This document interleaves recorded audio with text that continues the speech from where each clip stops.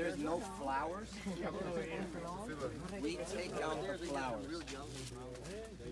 Já estão coceteando já.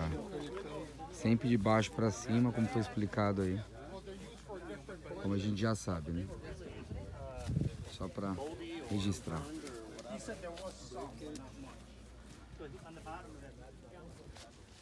So this is a perfect example that you were talking about. That's the discoloration. Yep.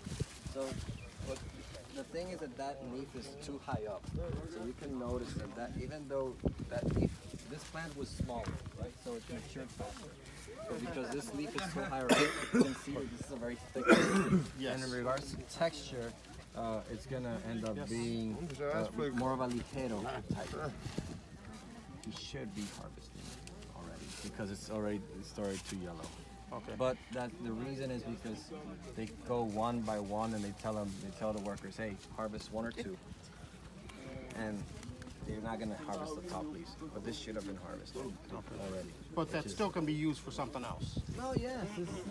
The problem is that we don't want it maturing on the stalk. We want it maturing inside. That's the problem. So they had some real yellow and brown ones, and they had mold or whatever. Not mold, but it was really discolored and had some holes in it. That's probably a disease. Yeah, they put them on the bottom. Like, he didn't understand English, so I couldn't ask him what you guys do with it. So that will probably get tied up. If it doesn't end up here like that, you know, just thrown away, it gets tied up and it gets sold as the lowest quality. Okay. They do good. So. ¿Cuánto tiempo tiene esa? This one could have maybe lasted one more day or 2 more days, but did it crack? It just cracked. It popped up with face down. If it was, then it should be fine. Okay. ¿Cuánto tiempo tiene? ¿Cuántos días? This has probably like mid 70s. 70. Like 75 more or less. Okay. The other one has 82. This one is like about a week later. Ah, yeah. And this leaf, for example, is not so. That's gonna be a lower quality ligero leaf. Lower quality. So hand over the leaves to me, and then we're gonna go to the curing bar. A cigar out of only one type of farm, it would be count more or less every 5-6 leaves is a cigar. Okay. Right? We have here more or less 2.5, sometimes as high as 3 quintales. What's a quintal in weight, so they know. And then 60 kilos?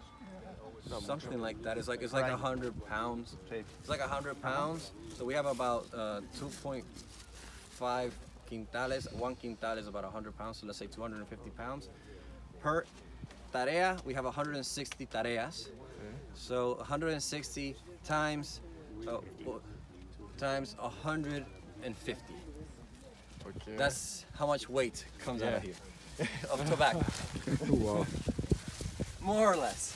Okay. Nah, don't worry.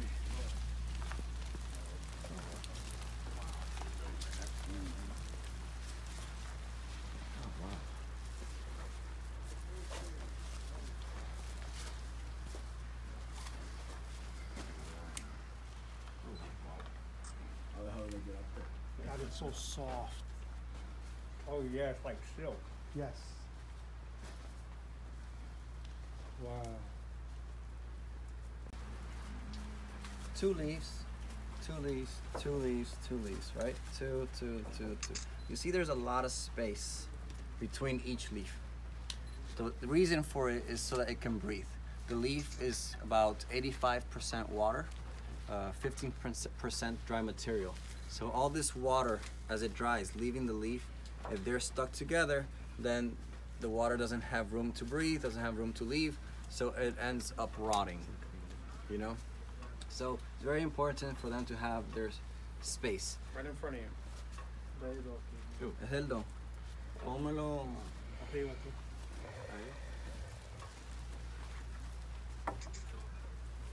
Gracias. Los cujes. So this is a cuje. If you guys have heard the terminology sarta, a sarta is when they tie them. That's the cheap way of hanging up the leaves. So cuje is just better because the leaf will have more room. When you tie them, they're stuck together. They're tied next to each other. This is el primer corte. This is the first priming from the bottom. This is the second, and behind you there, that's the third. This is a great example on the third of how the colors change, right? That's beautiful right here. That's a beautiful example of how the colors change, right? And you can see there's still some texture in them. You know, always the last thing to get dry is the center vein. That's where there's most water. So what are you smelling? That's the question, right? When you're out at, or when you, money. It's not green anymore. It's money. When you're out on the farm, you smell green. You smell vegetable, right? When you're walking through the leaves, when you're touching the leaves, they're sticky. At the moment the leaves turn yellow, that's more or less between the 7th and the 10th day. That when you see that yellow, those are the sugars in the leaf. So all the photosynthesis, all the sun and all the synthesis of the nutrients, they're changing from starches to sucrose, fructose. So that's sugary. If you smoke cigarettes, for example, most of what you smoke is yellow tobacco, very sweet, right? So in essence, this is tobacco for cigars. This is not made for cigarettes, but in essence, if you were to stop it at yellow, you would have something similar, right?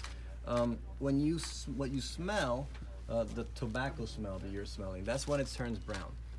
That's basically a change inside the cells, and the phenols come into contact, and when it oxidizes, you get that smell that you know. And in very simple, not chemical terms, banana falls from the tree, hits the ground. The side of the banana that turned brown, change color, brown, change in texture, you can feel it, it's no longer as sticky, and change in taste and in smell. That's basically it. It's an oxidation of phenols by force, by trauma, when the banana or the apple hits the ground. This is oxidation of phenols very, very lightly in a controlled environment of about 85 degrees, 85 degrees Fahrenheit, and more or less more or less 80 to 90 percentage of humidity inside here. So it is a 45-day process where it goes from green to yellow to these browns. This is the first priming. It's been here longer. This is the second priming. If you touch, you can see second priming still yellow in the middle, right? So that's how it starts changing. These are thinner leaves. They're lower in the plant. And you guys can please come in, because I want everybody to come in. Smell, touch, don't break any leaves. Then I'm not smelling money anymore. And smell, touch, look at the different colors. Those are beautiful. Now, where is the older tobacco? Is it towards the back as we're going through? When you see brown, that's older tobacco. When you see yellow and green, that's younger tobacco. So, you remember my wife's question? For me, personally, it never have that aftertaste. Like the next day, it doesn't taste. Okay. So what? So that's for fermentation. This is curing. Oh. Basically, she's asking. Look, I've always liked Davidoff. Thank you. Right. Davidoff doesn't have this aftertaste. The next day I smoke a cigar. The next day I don't have that taste. Yes. It's always very smooth, very creamy.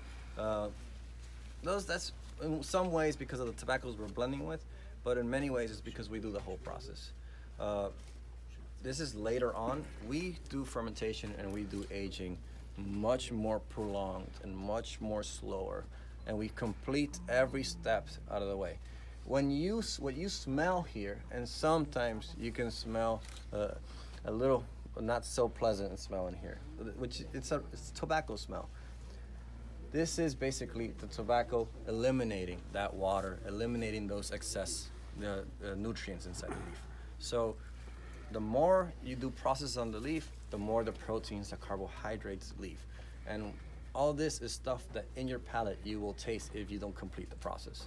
And I'll explain more of that in the fermentation process. Because there you're really going to be smelling all these elements leaving the leaf. And when you don't cut corners, you get tobacco that is much more pleasant. You have a question back here? Oh, that's Brianna. Info. No. Yeah, we are leaving now. No, I'm done here. I just want them to walk in, smell, Oh, so touch, let 'em and then just- I'm done. All right, so there's